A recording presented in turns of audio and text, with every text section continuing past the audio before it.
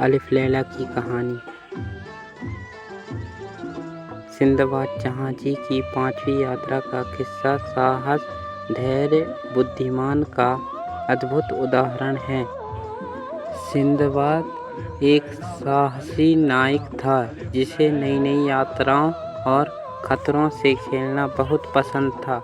उसकी 5वीं समुद्री यात्रा में उसे अप्रत्याशित चुनौतियों और खतरों का सामना करना पड़ा, लेकिन अपने आत्मविश्वास और साहस से उसने हर कठिनाई को पार किया।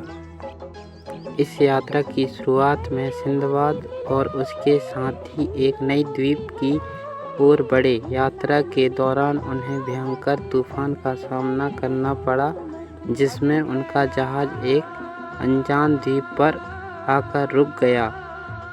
यह द्वीप हरे भरे पेड़ों और खूबसूरत प्रकृति सौंदर्य से भरपूर था, लेकिन इसके पीछे एक गहरा रहस्य छुपा था।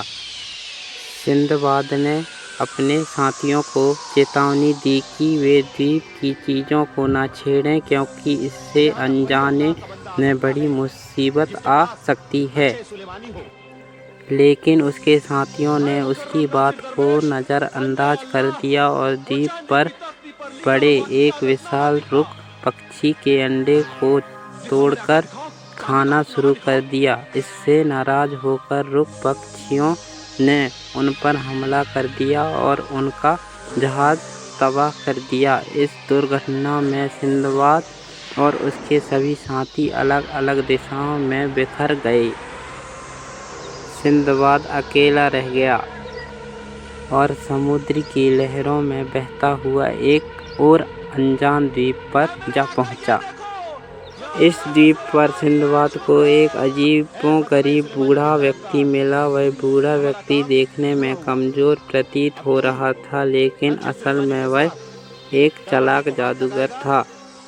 उसने सिंदबाद से मदद की गुहार लगाई और उसे अपने कंधे पर बिठाने के लिए कहा। सिंदबाद ने उसकी मदद की, लेकिन जैसे ही उसने उसे कंधे पर बिठाया, वह बूढ़ा उसके गले से कसकर लिपट गया और उसे अपने नियंत्रण में कर लिया। सिंदबाद बहुत डर गया, क्योंकि वह बूढ़ा दिन भर उसके कंधे पर बैठे रहता और सिंदबाद की हर हरकत को नियंत्रित करता। सिंदबाद कई दिनों तक इसी तरह चलता रहा और बूढ़े के कहने पर उसे जो भी खाने पीने का सामान मिलता वह लाकर देता। बूढ़ा व्यक्ति उसे बुरी तरह से थका देता और कभी उसे विश्राम नहीं करने देता।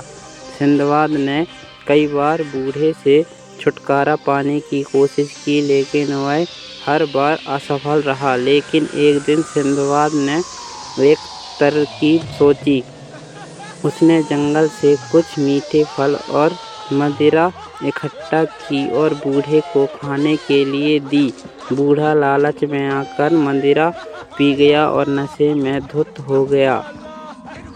सिंदबाद ने मौके का फ़ायदा उठाकर बूढ़े को अपने कंधे से नीचे गिरा दिया और जल्दी से वहाँ से भाग निकला। यह पहली बार था जब सिंदबाद को इस बूढ़े के चंगुल से छुटकारा मिला था। इसके बाद सिंदबाद को कुछ ही दूरी पर एक नया जहाज दिखाई दिया।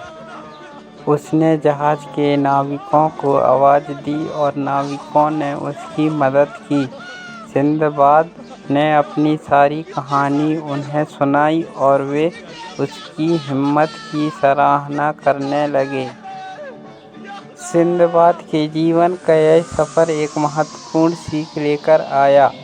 जीवन में चाहे कितनी भी कठिनाइयाँ आए, हमें धैर्य और समझदारी से काम लेना चाहिए।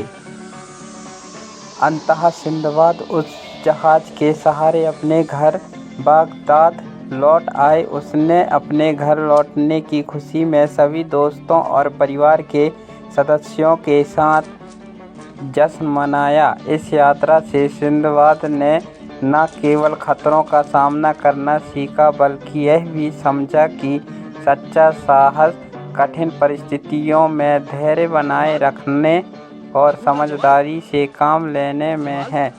बच्चों, इस कहानी से हमें यह सीखने को मिलता है कि जीवन में हमें कभी भी मुश्किलों से हार नहीं माननी चाहिए। अगर हम सही समय पर सही निर्णय लें और धैर्य से काम लें तो हर कठिनाई को पार कर सकते हैं। सिंदबाद की तरह हमें भी साहस और समझदारी के साथ हर समस्या का हल ढूंढने की कोशिश करनी चाहिए। इस तरह अलिफ लैला की कहानी सिंदबाद जहाज़ी की 5वीं समुद्री यात्रा हमें जीवन की मुश्किलों का सामना साहस और धैर्य से करने की प्रेरणा देती है।